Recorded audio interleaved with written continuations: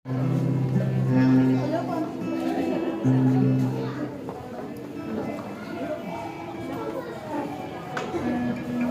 mapalad, sapagkat sa panawagan ng Diyos, kayo'y tumugon sa araw na ito.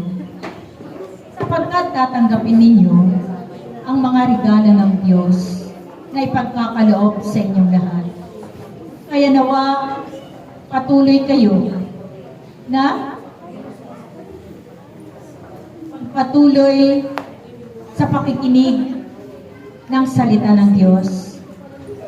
Lakas ang ating Panginoon. Sabi, mapalad daw kayo. Mapalad po kayo kasi kayo ay tumugon sa kanyang panawagan at kayo daw ay tatanggap ng regalo. Gusto niyo tumanggap ng regalo? Kasi nga, ang charismatic, meron niyang tatlong regalo. Regalong pang katawan, pang physical, regalong pang spiritual, regalong pang material. Pero tatlong regalo. Yan. Sino na narigolohan ng bahay? Wala pa. Kotse? Wala pa. O sige, dilos na lang. Pinakamadali. Yan. Regalo yan pang katawan, pang physical, regalong material. Eh yung likas na regalo, itaas yung kamay na merong pinakamagandang ilong. Yun lang, nakakalungkot. Walang may pinakamagandang ilong. Lungkot-lungkotan tayong lahat dyan. Yan. Ayan naman yung regalo physical. Yan. Pag silang mo pa lang, ayan na yung taglay mong regalo. At ano naman yung regalong sinasabi pang spiritual? Narinig nyo yung aking sinabi kanina pero hindi nyo naintindihan. Iyon yung regalong pang spiritual na kung saan yung regalo din ng pagsasalin ng iba't ibang wika na mula sa Espiritu Santo, regalo yun, gift of interpretation and gift of tongue, gift on the tip of the tongue. Yung regalo sa dulo ng inyong mga dila, iyon yung pagsasalita sa iba't ibang wika. Amen ba? Malakpakan natin malakas ang ating Panginoon. At sino yung magbibigay doon? Sino?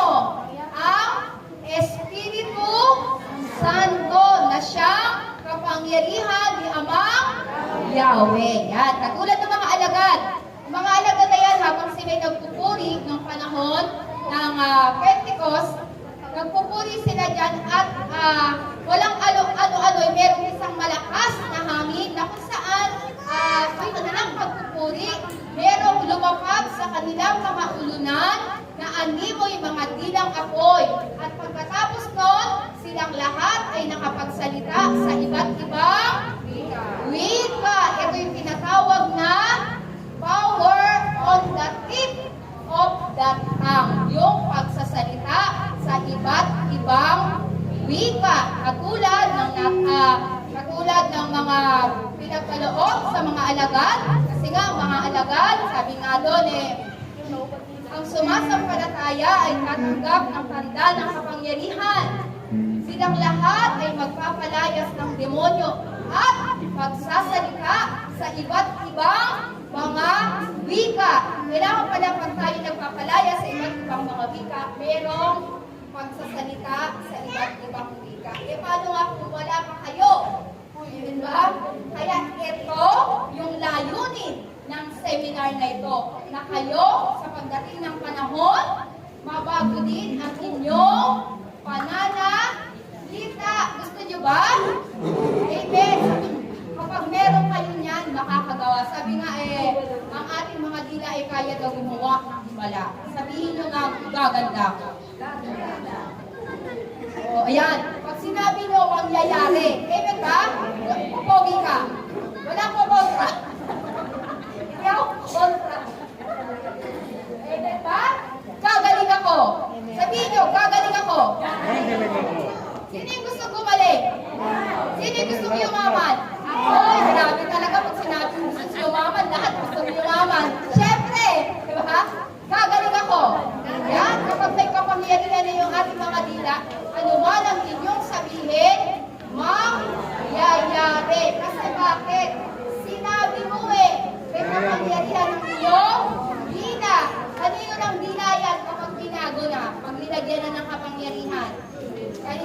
dila yan? Dila na yan ng Espiritu Santo. Palakpakan natin ng malakas. Yan tayo mga kapatid kung paano ipinagkaloob sa mga alagad, ipinagkaloob sa amin, kayo din matatanggap nyo yan. Amen ba? Kaya mamaya, pag ipinanalangin kayo mga kapatid, mamaya po i-lay hands kayo. I-lay hands kayo ng mga elder para kayo ay malagyan o mabago ang inyong pananalita at malagyan ng kapangyarihan ang inyong mga dila. Kasi nga, bakit ba kailangan magkaroon ng kapangyarihan ng mga dila? Kasi merong kalaban, may demonyo. Di ba? Meron tayong kalaban. Even ba yung masamang espiritu na laging naglalagay sa atin ang salot ng karamdaman. Yan. Pagkasunod-sunod na yung may sakit sa bahay. Sunod-sunod na. Alam mo na, meron ng salot ng karamdaman dyan. E paano natin mapapalayas yan? Sabi nga, pag nagpapalayas daw tayo ng masamang espiritu, dapat daw po hindi tayo hihinto. Amen ba? Amen. Kailangan, dire-diretso. Kaya pagka mamaya, pagka magpapalayas nila, dire-diretso, walang hihinto. Amen ba? Kaya nga, sample, pag sinabi ko ito po, kayo, tuka. Kero kayo niyo yung tuko. Pag sinabi ko tuko, talo kita. Diba? Pag sinabi ko tuko, talo mo ko. Pag tuko, talo kita, talo mo ko. Pero kung kapalay sa masamang espiritu, ako kukulang. Kayo, talo kita, talo mo ko, talo kita, talo mo ko. Okay ba? Okay. Kunwari, magpapalay tayo ng masamang espiritu. Maraming masamang espiritu dito eh. Amen ba? Palalayasin palalayasin natin yung masamang espiritu ng karamdaman, kaya dapat hindi tayo hinto. Amen ba? Sige, sabi, tuko! Dapat, sabihin nyo, talo kita. Ay, dito, mga candidate, talo kita. Talo mo ako. Talo kita. Talo kita. Talo mo ako, okay? Ako tuko ha? Okay, tuko! Tuko! Ayan, ganyan dapat ha. Walang ihinto. Guminto. Sabi nila, talo daw kayo pag minto kayo.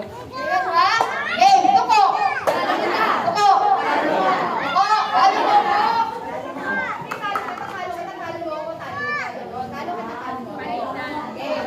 Okay, tuko!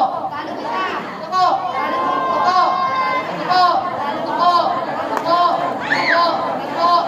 Tuko! Tuko! Tuko! Tuko!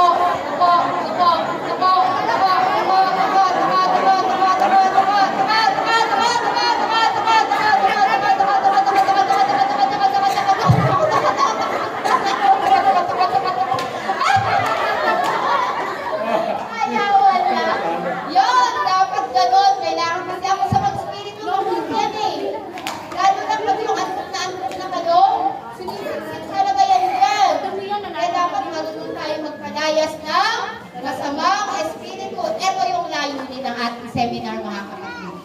Na pagdating ng panahon, papaguhin ng Diyos ang inyong pananalita, kung paano namin natanggap ng mga alagad, at natanggap namin, matatanggap nyo rin.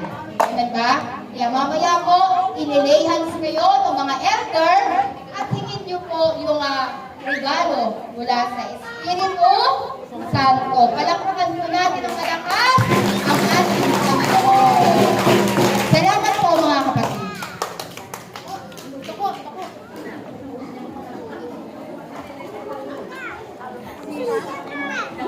Ay, mic pala. Sorry naman. Kala ko akin na yan.